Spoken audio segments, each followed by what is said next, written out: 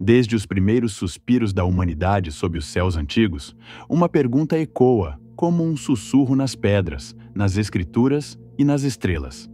E se a morte não fosse o fim?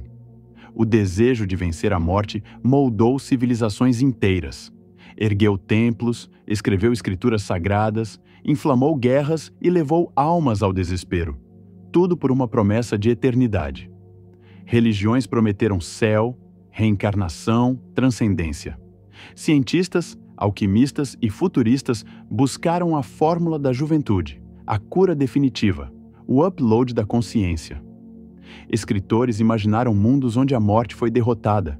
Mas a que custo?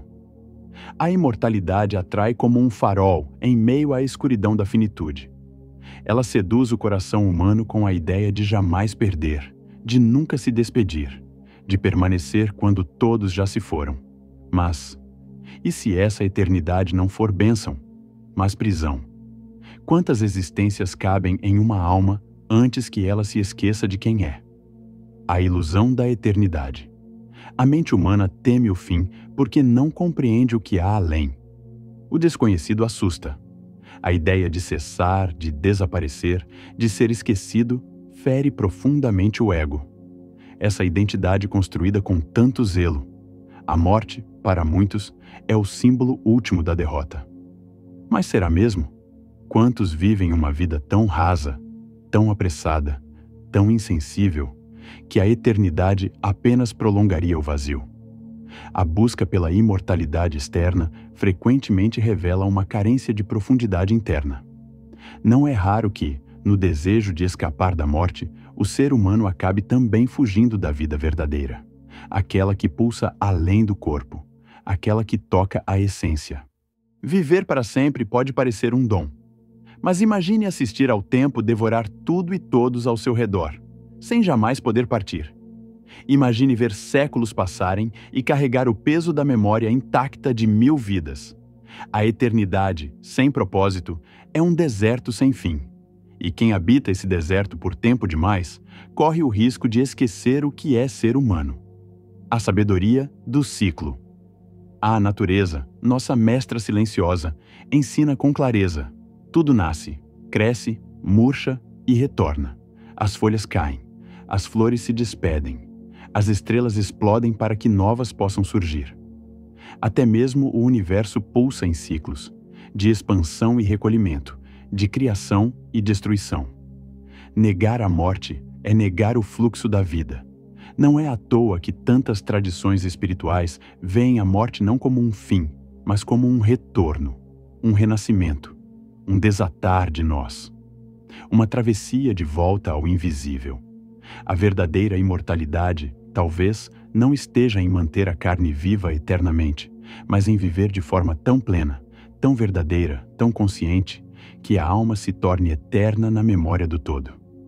É a intensidade com que se vive, e não a duração, que determina o brilho de uma existência. Imortalidade científica versus eternidade espiritual. Hoje, a ciência se aproxima de territórios antes reservados à fantasia. Terapias genéticas prometem estender a juventude. A inteligência artificial vislumbra a possibilidade de transferir memórias para máquinas. Corpos artificiais, bancos de DNA, realidade virtual. A cada avanço, mais nos aproximamos da fronteira onde vida e morte podem ser manipuladas. Mas nenhuma tecnologia resolve o vazio existencial. Nenhum chip alivia o peso da solidão eterna. Nenhum backup digital é capaz de carregar a alma. Há uma diferença profunda entre não morrer e viver eternamente. A primeira é uma conquista biológica. A segunda, um estado de consciência. A verdadeira eternidade não é linear, nem depende do tempo. É um estado em que o ser se funde ao todo, onde não há medo, apego ou necessidade de controle. É o retorno à fonte, o lugar de onde viemos antes do corpo e para onde voltamos após ele. E se a morte for o acordar? E se, ao invés de temê-la, deveríamos contemplar a morte como o momento mais sagrado da jornada? O instante em que se rasga o véu da ilusão e enxergamos, enfim, nossa verdadeira natureza? Há relatos de quem, à beira da morte, experimenta uma paz inexplicável, uma luz indescritível, uma sensação de lar. O ego morre, mas algo permanece. Algo que não tem nome, nem forma, nem fim. Talvez a pergunta não seja como vencer a morte, mas como viver de modo que a morte não assuste. Como viver de forma tão inteira que, ao partir, não reste arrependimento, nem medo, nem vazio. Aqueles que vivem com propósito, com compaixão, com consciência, morrem em paz, pois sabem que a alma não termina onde o corpo descansa. Para eles, a morte não é um adeus, mas um até logo. Não é um fim, mas um retorno. Não é escuridão, mas renascimento. Você diria sim à imortalidade? É fácil responder com entusiasmo. Quem não gostaria de mais tempo? De mais possibilidades?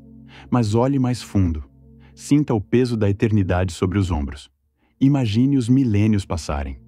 Os amores irem e virem. As culturas desaparecerem. Os sentidos se tornarem entorpecidos. O tempo por si só não dá sentido à vida. A eternidade pode ser uma dádiva, mas também um espelho, que revela o quanto vivemos de fato, ou apenas sobrevivemos. Por isso, antes de desejar viver para sempre, pergunte-se: você está realmente vivendo agora? Porque a alma que desperta hoje já é, de certo modo, imortal. Ela vive no gesto que cura, na palavra que transforma, na luz que deixa quando parte. A eternidade verdadeira não se conta em anos. Ela pulsa no instante em que o ser se alinha com sua essência. Nesse estado, o tempo desaparece, o medo se dissolve e tudo que resta é o agora.